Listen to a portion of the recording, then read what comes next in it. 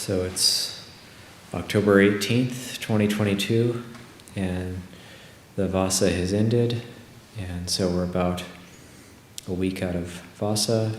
It's the half-moon lunar observance, and this is Katina season, so this month we have about 3 more weeks of Katina season, so Katina is already happening. Temple Forest Monastery had their Katina a couple days ago, and so this is a time of getting into sowing. And in Thailand, the monks, lay people will be going around to various Katinas ceremonies in different places. Senior monks being asked to give talks at different Katina ceremonies. Here we don't have that many monasteries in the US yet, so we don't quite have that tradition just yet, but it's getting there. And this year we're going to be doing a hand-sewn Katina robe, or at least attempting it, hand-sewn Katina robe, and this is instigated at Wat Pananachat by a monk named Ajahn Ñāṇiko, a Thai monk. So I'd like to talk about him a little bit, and he's someone who's really into trying to sew the robes like they did in the time of the Buddha, and getting more into the hand sewing. And ever since I learned hand sewing, I remember that was the first time I actually saw somebody who had a full set of hand-sewn robes was when I first met Ajahn Ñāṇiko. I think at the time I had 7 vasas and he had 16 or something like that. And he was the abbot of a branch monastery of a not very well-known Ajahn, at least for us. But in practice circles in Thailand he's well-known, but it's Ajahn Boonlert. And this Ajahn Ñāṇiko, he was an abbot of a monastery that was very traditional and very basic. It didn't have a electrical system, and also didn't have a water system. They were still doing the practice of water hauling there like they did in the old days at Wat Pah. So he's really into hand sewing, and the reason he's been able to teach us hand sewing is because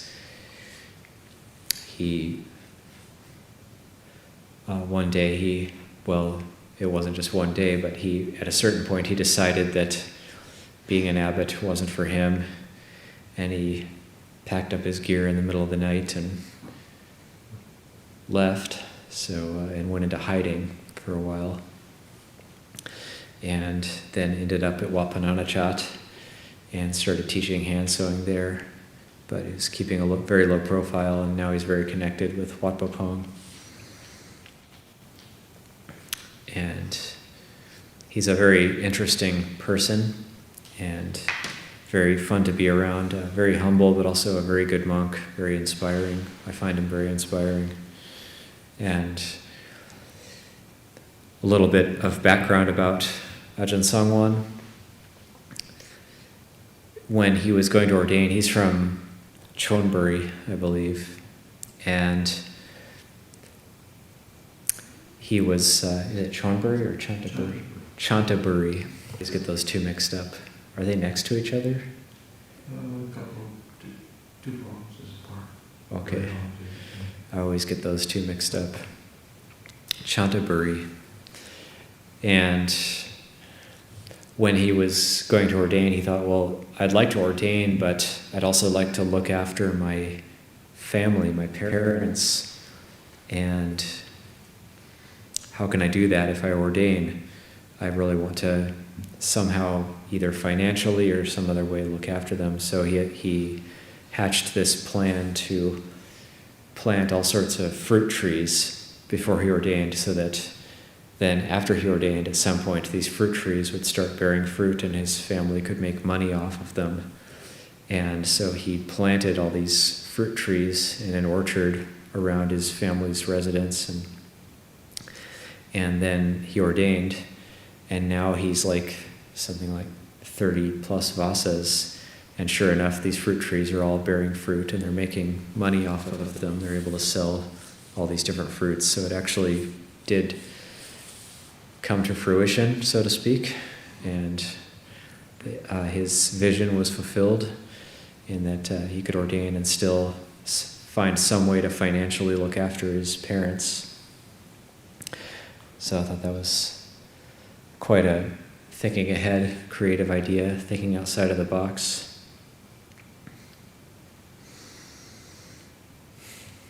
And incidentally, I just got sent a message from Ajahn Sangwan where he was showing me that he's always trying to find new and creative ways to be traditional. And he was collecting up all the scrap cloth from katina robes and cutting it into 1 centimeter wide strips and crocheting sitting mats out of it, using the cloth, using the leftover katina cloth. So he just sent me some pictures of this. It's quite creative. So we're training ourselves to hand sew a katina robe. So yeah, after this talk, anybody who's interested can go in the dining hall and do more sewing, or come in here and meditate, or do a combination of those two things, or go back and rest, because tonight will be optional observance night. But I find it quite enjoyable. Once I learned the hand sewing, I pretty much find it hard to go back to the machine after learning the hand sewing.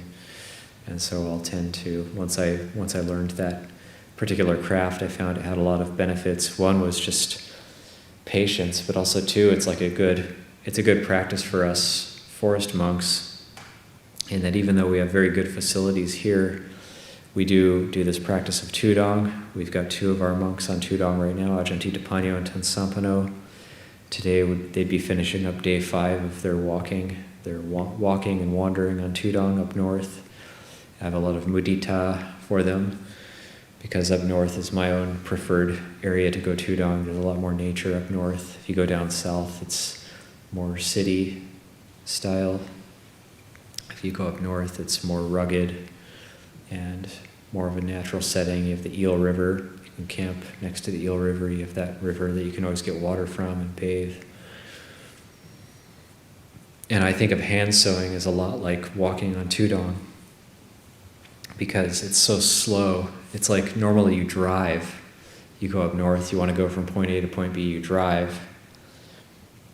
And so if we want to go up to Pacific Hermitage, or we want to go up to Eureka area, then we just hop in the car and drive 3 hours or 12 hours or whatever.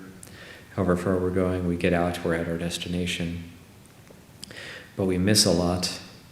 So when we're driving up north and we're going through the area of Leggett and that area, if you're driving, there's a lot of nature, there's a lot of mountains there that might be missed.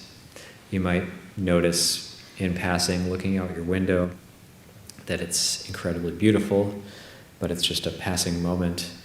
But when you actually walk on Highway 101 through that area, and you may as well be walking through the foothills of the Himalayas, it's unbelievable. And you can actually go off to the side and set up camp almost anywhere. And this was one of the things that when I first was going to walk to Tudong in America, I had this concern that, there's private property everywhere, this perception that there's just private property everywhere, you won't be able to camp almost anywhere.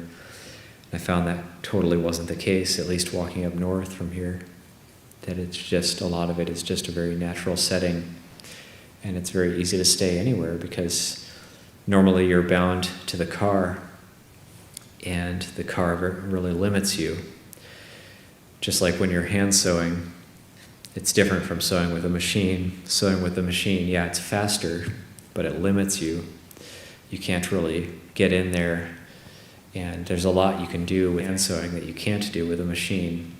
You can actually get into really tight corners. So when you're walking on Tudong, you can actually walk off the road and explore a little bit. So there is things you can do with hand sewing that you can't do with machine sewing, but it is much slower.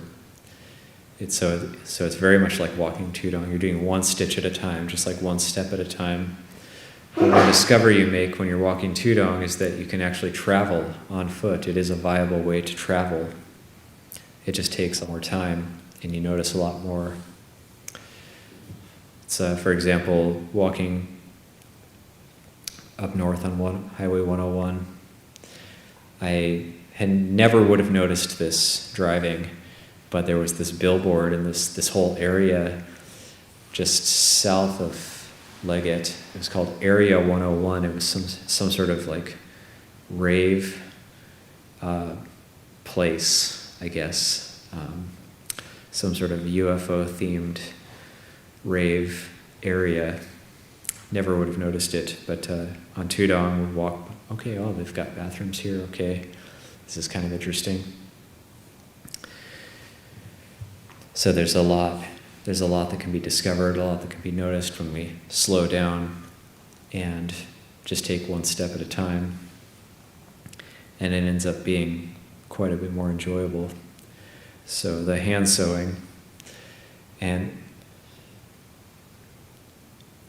the other interesting thing about hand sewing is that everybody can work on the robe at the same time. So with the Katina robe, where we have to sew a robe in a single day, it has to be done before the next dawn, then we've traditionally done that with the machine. And doing it by hand is kind of an experiment. We've never done it here at Abhayagiri, but they've been doing it almost every year at Wat Pah Nanachat at the instigation of Ajahn Sangwan. And they find it gets done faster, actually, because so many more monks can work on the robe at the same time. Normally with the machine, you've got, okay, one person's doing this stage of the sewing, next person has to wait till they're done with that stage, hand it off to the next person, they get on the machine, you've got two sewing machines going. So the machine it's a lot faster, but you can't have as many people working on it at the same time. So in the end, the hand sewing ends up being faster. That really surprised me when I first heard that.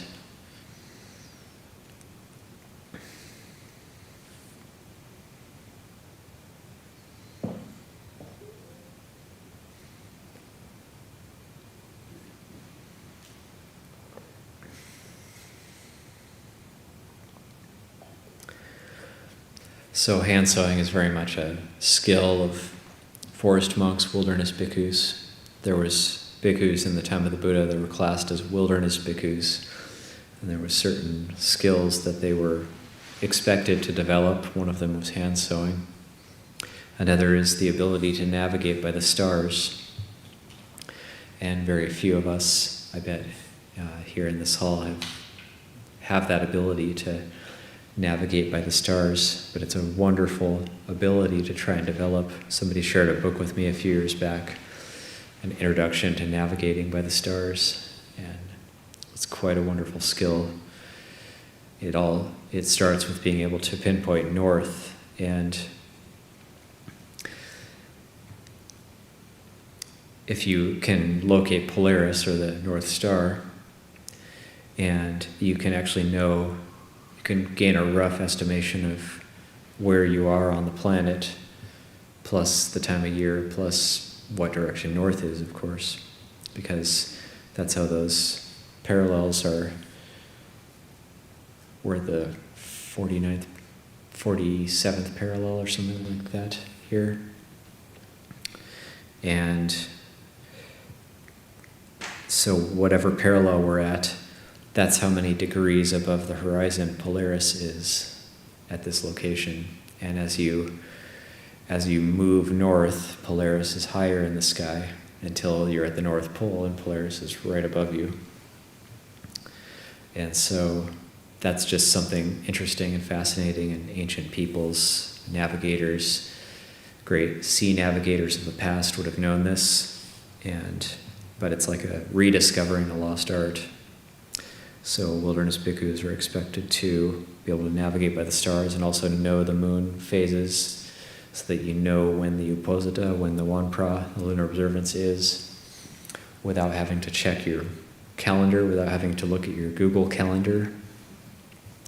You can just look up at the moon and know, okay, today is the observance day. And also another skill that wilderness bhikkhus were expected to have is the ability to make fire. So in the time of the Buddha, you wouldn't have had matches or lighters, so then the things like the bow drill skill become extremely pertinent, extremely valid. So some of the monastic community here have been learning that from Tansudiko, who's up at Pacific Hermitage right now. Being able to pass on that particular skill of making fire with sticks, building up friction and creating fire. And even if bhikkhus were traveling together on Tudong, then one would even be able to keep a coal from their previous fire in a special container so that they could then make fire and boil water or have warmth wherever they need. So wilderness bhikkhu was expected to know how to make fire. So it's interesting. This is in the Vinaya.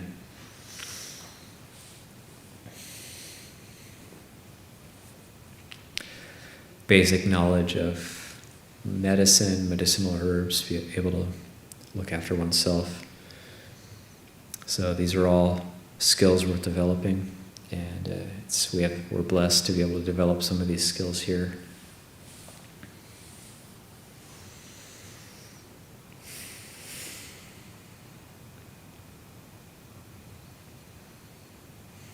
So these practical skills that we develop, they can become, we talk about Dhamma a lot and have a lot of lists of Dhammas and Dhamma reflections, but where we actually cultivate these wholesome mental qualities, a lot of it takes place when we're doing these repetitive skills.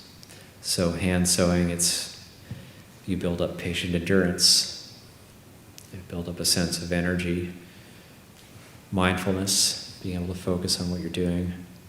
These different Dhamma qualities get built up. Generosity, when you decide you want to make a hand-sewn robe and it takes a whole week to do, and then you decide spontaneously to give it away to somebody, and the heart sings at that generosity. So all these Dhamma qualities get built up through developing these practical skills.